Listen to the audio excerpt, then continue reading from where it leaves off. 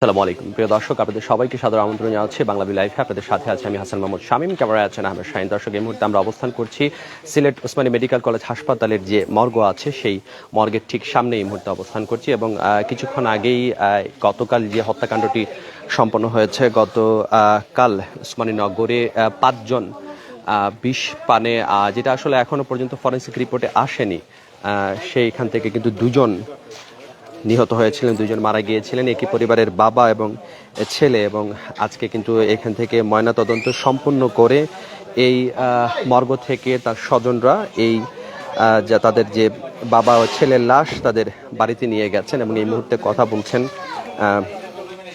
যারা আছেন, যারা এখানকার সংশ্লিষ্ট আছেন, স্বজনরা তারা কথা বলছেন। আমরা একটু তাদের কথা শোনার চেষ্টা করব।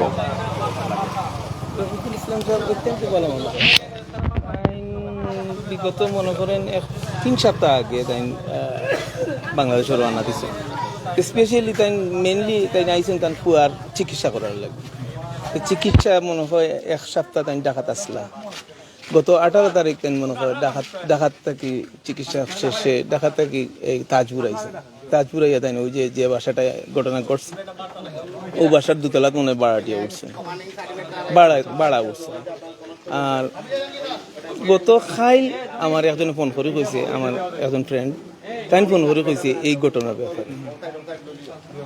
এই ঘটনা শুনিয়া তো আমরা সবাই হতভম্ব হয়ে গেছি।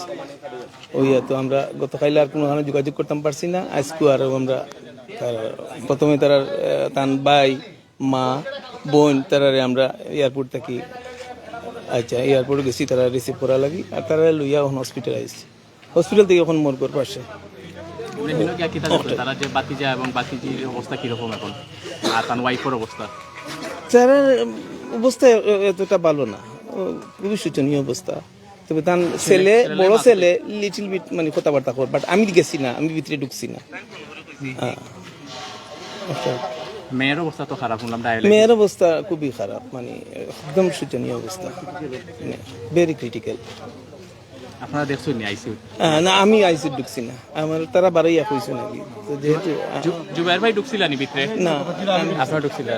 তো এই ঘটনা আপনার প্রবাসী এর মাঝে কিরকম আসলে আতঙ্ক বাজো? আপনি একটু আগে কইছিলেন যে কয়েকজন প্রবাসী কিন্তু আমারও অনেক আত্মীয় স্বজন যাওয়ার কথা আসলো, তারা এই যে পরিস্থিতি ঘটনা হল গিয়া অনেকেও আর কি আমার বাদ দিলেছিল না, ক্যান্সেল করেছেন। বাট আমরা প্রবাসী যারা আছি, আমরা দেশের টানে আই, আমরা বাচ্চারা ইয়া, কিন্তু এই যে সিচুয়েশন এইগুলো দেখলে আমরা বাচ্চারা মানে বিত্তস্ত হয়ে যায়, তারা মানে আমার যে উৎসাহটা থাকে এগুলো তারা হারাই না। আমি চাই সুস্থ তদন্তের মাধ্যমে, আসলে আমি জানি বাংলাদেশ প্রশাসন যে তারা যে উদ্যোগ নিচ্ছেন খুবই মানে তারা গুরুত্ব সহকারে জিনিসটা দেখলা এবং তারা খুব দ্রুত চাইরা এগুলো সমাধান করবে ইনশাআল্লাহ।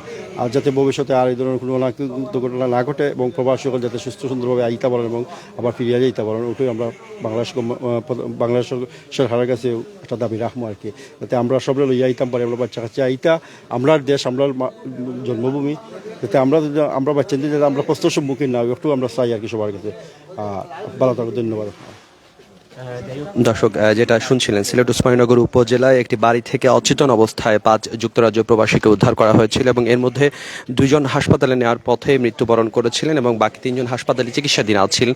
এবং তাদের সর্বশেষ যে পরিস্থিতি, যে 3 জন চিকিৎসাধীন ছিলেন তাদের মধ্যে একজন কথা বলছেন, কিন্তু এখনো পর্যন্ত পরিবারের যিনি গৃহকর্ত্রী এবং যে মেয়ে শিশু আছে এবং তারা কিন্তু এখনো পর্যন্ত আশঙ্কাজনক অবস্থাতে আছেন। জানিয়ে রাখতে চাই, মঙ্গলবার গতকাল বেলা 11:30টার দিকে ওসমানীনগর উপজেলার তাজপুর বাজারের মঙ্গলচণ্ডী রোডের একটি বাসার একটি কক্ষের দরজা ভেঙে ওই 5 প্রবাসীকে উদ্ধার করে, যারা কিন্তু 1 সপ্তাহ আগেই তারা এই জায়গাটিতে এসেছিলেন, বাংলাদেশে এসেছিলেন। এবং তাদের মৃত্যু রহস্য কিন্তু পুরো বাংলাদেশ কমিউনিটি এবং সিলেটের জনসাধারণের কাছে কিন্তু খুবই একটা শোরগোল ফেলে দিয়েছিল এবং এটি আতঙ্ক ছড়িয়ে দিয়েছিল। এখন গ্রীষ্মকালীন ছুটিতে প্রচুর সংখ্যক যুক্তরাজ্য প্রবাসী এখন বাংলাদেশে আসছেন, কিন্তু এই যখন অবস্থা যে বিষক্রিয়া তাদের মৃত্যুর ঘটনাটি, এটা কিন্তু প্রবাসী কমিউনিটিকে অনেকটাই ভাবিয়ে তুলেছে। এবং যারা মারা গেছেন তাদের মধ্যে পরিবারের গৃহকর্তা রফিকুল ইসলাম আছেন, তার ছেলে মাহিকুল ইসলাম আছেন এবং কিছুক্ষণ আগেই এই হাসপাতালের মর্গ থেকে তাদের লাশ তাদের গ্রামের বাড়িতে নিয়ে যাওয়া হয়েছে। এবং আমরা যতটুকু কথা বলে জেনেছি যে আজকেই এখানে তাদের জানাজা সম্পন্ন করা হবে এবং ময়না তদন্তের যে রিপোর্ট আছে সেটি ফরেন্সিক রিপোর্ট সেটি ঢাকা থেকে আসতে কিছু সময় লাগবে। ময়না তদন্ত রিপোর্ট আসার পরে হয়তো এই ঘটনার আসলে মূল যে সূত্রপাত আসলে ঠিক কিভাবে হয়েছিল সেটা নিশ্চিত করা যাবে।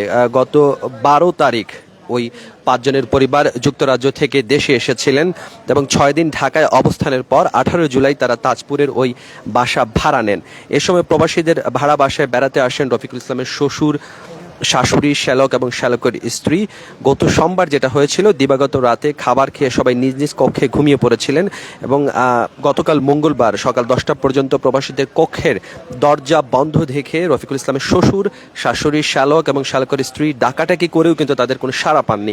এক পর্যায়ে বেলা 11টার দিকে তারা পুলিশে খবর দিলে 11:30টার দিকে পুলিশ গিয়ে ওই কক্ষের দরজা ভেঙে 5 প্রবাসীকে অচেতন অবস্থায় উদ্ধার করে। পরে তাদের দ্রুত ওসমানী মেডিকেল কলেজ হাসপাতালে প্রেরণ করলেন। রফিকুল ইসলাম এবং তার ছেলে মাহিকুল ইসলাম বেলা 2টার দিকে মারা যান। অসুস্থ 3 জন ওসমানী হাসপাতালের আইসিইউতে চিকিৎসাধীন অবস্থায় আছেন।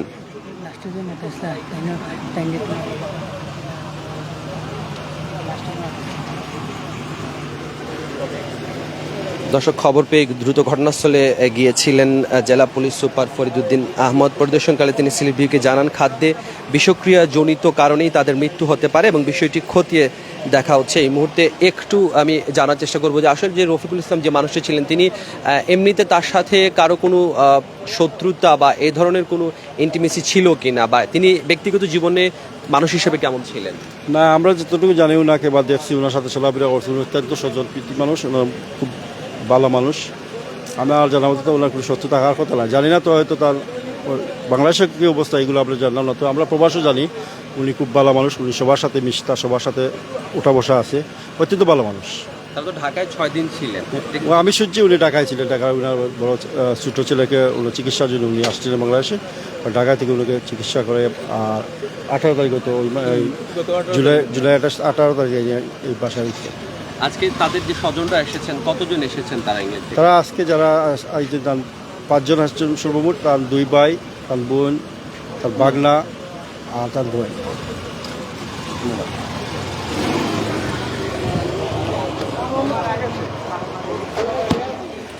দর্শক, যেটা শুনছিলেন, ব্যক্তিগত জীবনে খুব ভালো একজন মানুষ ছিলেন এই ব্যক্তি এবং যে কারণে আসলে তার এই মৃত্যু শোকের ছায়া ফেলে দিয়েছে পুরো এলাকাতেই এবং তার পরিবারের সদস্যরাও এসেছেন। পরিবারের সদস্যরা এসে শোকে বিহ্বল তারা এই মুহূর্তে, এবং শোকে বিহ্বল অবস্থাতেই তারা তাদের পরিবারের যে জ্যেষ্ঠ সদস্য আছেন তাদেরকে বিদায় জানিয়েছেন। দর্শক, জানানোর চেষ্টা করছিলাম সিলেট ওসমানী মেডিকেল কলেজ হাসপাতালের মর্গ থেকে গতকাল যে ঘটনাটি সংঘটিত হয়েছে সিলেটের ওসমানীনগর উপজেলার তাজপুরে, এবং সেখানে মারা গেছেন 2 জন এবং বিষক্রিয়ায় এখনো পর্যন্ত আশঙ্কাজনক অবস্থায় এই হাসপাতালেই ভর্তি আছেন আরও 3 জন, এবং পুলিশ কিন্তু এই ব্যাপারে তদন্ত করছে এবং ফরেন্সিক রিপোর্ট আসার পরে হয়তো এ ব্যাপারে বোঝা যাবে ঠিক কী কারণে এই ঘটনাটি সংঘটিত হয়েছে। দর্শক, এভাবে আমরা আপনাদেরকে দেখানোর চেষ্টা করব, জানানোর চেষ্টা করব সিলেটের সর্বশেষ সব খবর। সে পর্যন্ত সবাই ভালো থাকুন, সুস্থ থাকুন, বাংলাভিউয়ের সাথে থাকুন।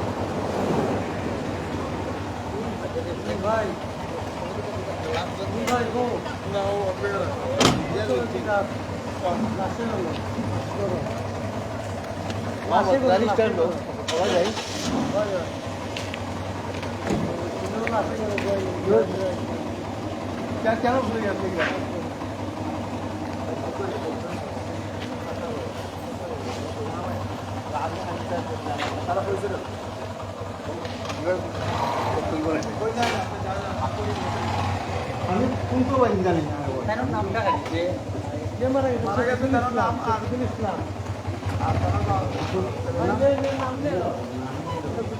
যে মারা গেছে